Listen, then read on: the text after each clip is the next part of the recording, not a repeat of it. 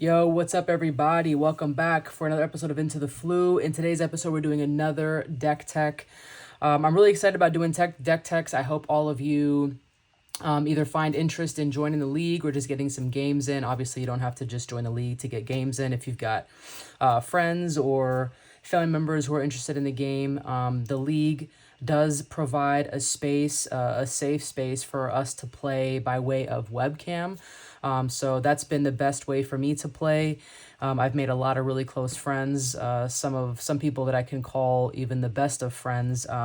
All kind of became my friends by way of playing over webcam, over the years. And so I just kind of wanted to extend that to everybody else in the community. And so there will be links, of course, in the description below if you want to join, if you haven't already.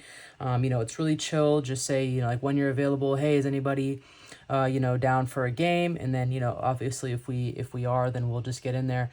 I will be having I'm in the background. I'm kind of doing some plans for a tournament, so just kind of keep your eyes open for that, and I'll post that all over everywhere. So but anyway, let's get into this deck. I just say all of that because we're gonna play the game, right? So this, if I haven't, I thought I made a video of this deck because this is probably one of the decks that I play the most with, but I was looking back and it doesn't look like I did.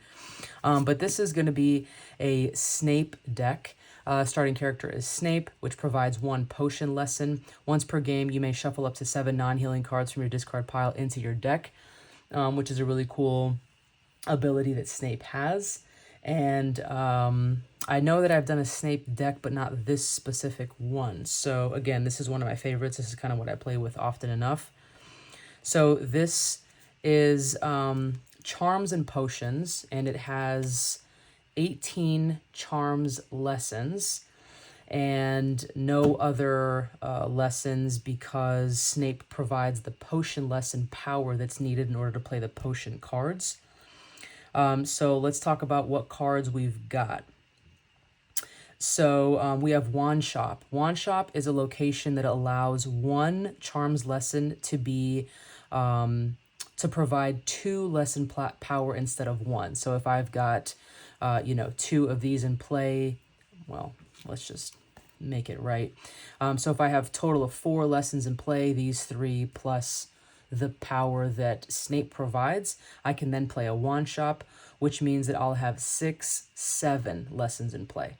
So all charms lessons provide 2 instead of 1. So it really becomes kind of imperative for this deck. You can sort of get it all done. And when I say all done, I mean the sort of, you can get the main,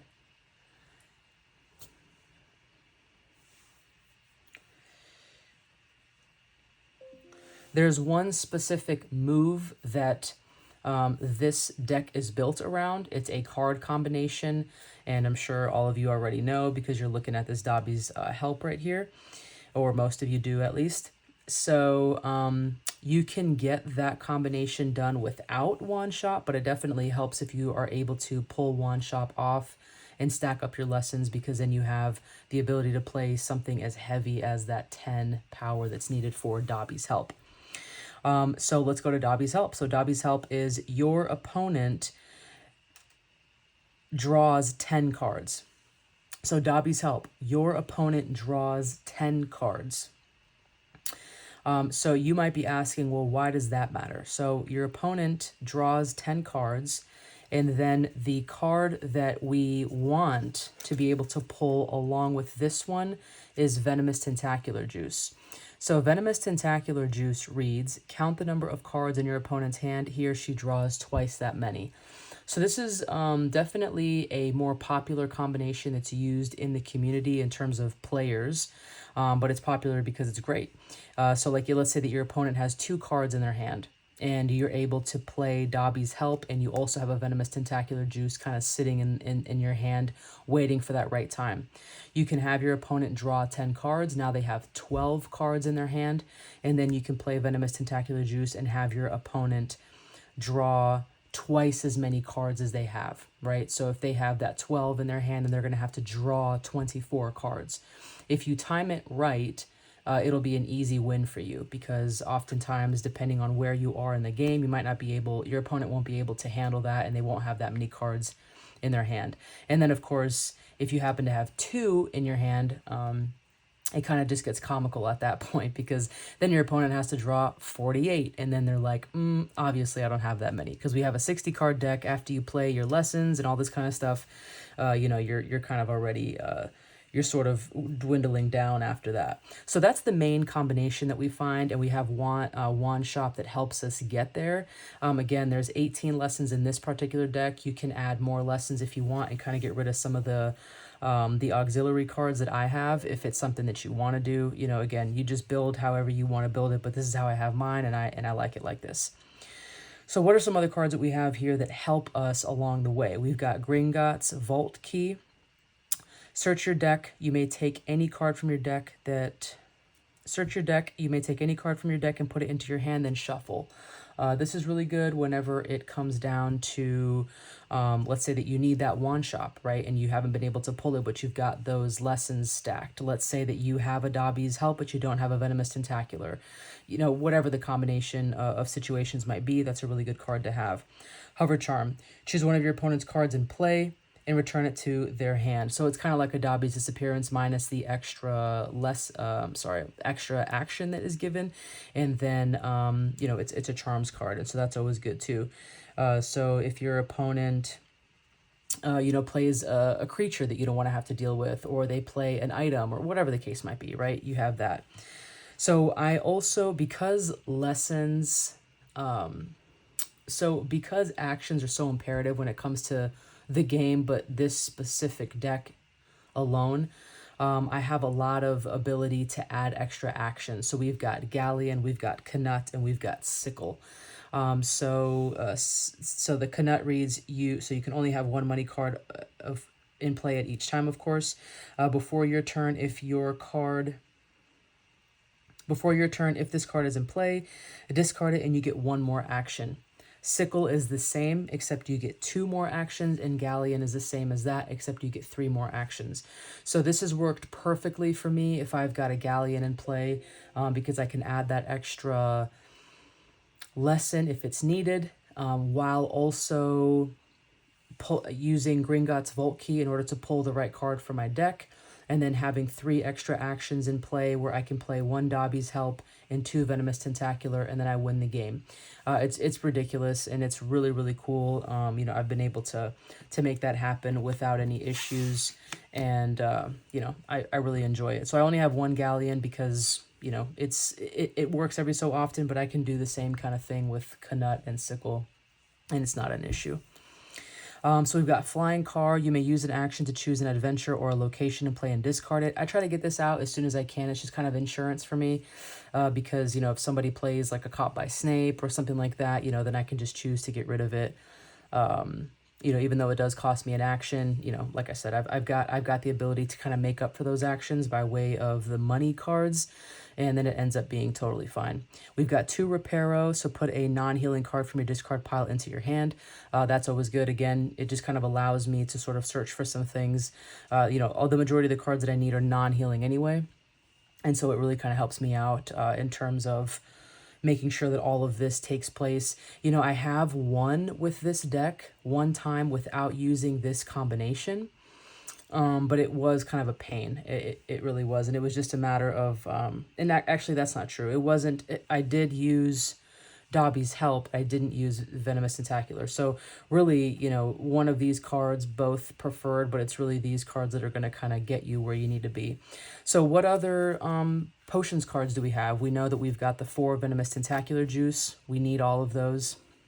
This is 3 Dobby's Help, because, Venomous Tentacular Juice is going to get us to where we need to be. Obviously Dobby's Help is going to help because we need that 10 extra cards in their hand, but sometimes they have, let's say 5 or 6, and you pull 2 of these, or you're able to play 3 because you've got one of those extra actions. You can still get what you want. It just might be a little bit more difficult, and you'll kind of need some strategy in there. So We've also got some potions projects. So your opponent takes damage until he or she discards a total of 2 lessons. That sucks. It sucks when it's played against you. It sucks, just playing it. It's one of those things. We got 4 of those. It definitely sets back your opponent because obviously they want their lessons and all of that kind of stuff. So we got 4 of those. We have 2 Bundamum Ooze. Your opponent chooses one of his or her creatures or items in play and discards it.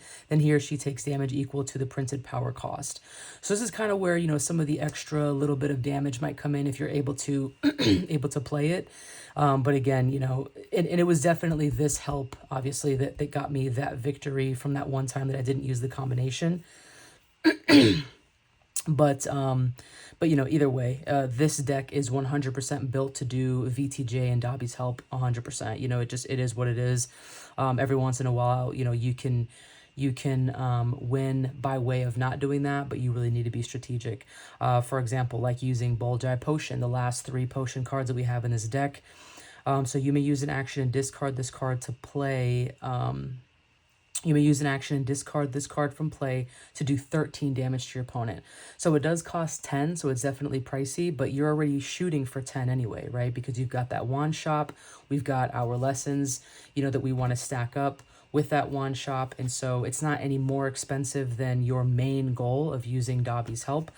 So it's, it's not like it's something that you're gonna have to try and get to that 10 lessons like kind of just for that card, right? So again, you're gonna get there because of the Dobby's help that you need, and you can hopefully get there fast because of wand shop. And if you can't pull wand shop, then you can maybe get a Gringotts key and you can go in for wand shop.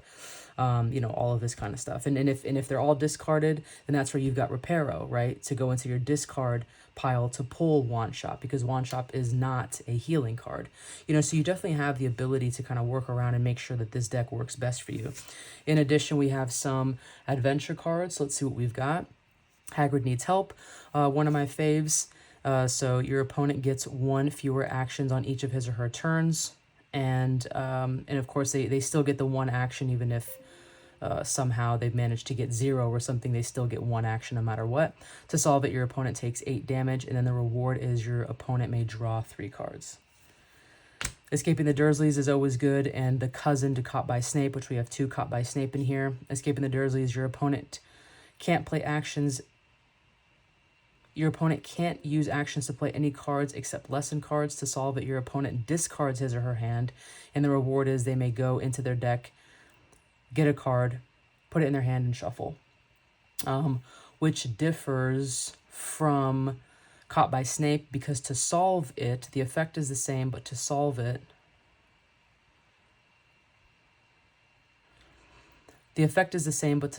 your opponent uses actions to play 3 lesson cards for Caught by Snape, as opposed to discarding their hand, and then the reward is, in Caught by Snape, they can put any number of lessons in play if they want to.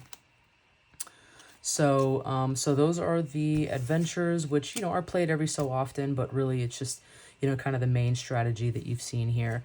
This is one of my favorite decks. I really like playing it. It's been a deck that I've kind of, messed around with often enough, but, a deck that back in the day, a friend of mine and I used to play, and we both had the same deck. And so it was always funny because we knew what each of us was going towards.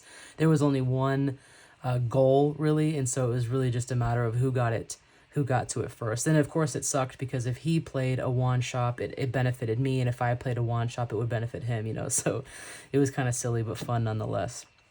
So anyway, that is that.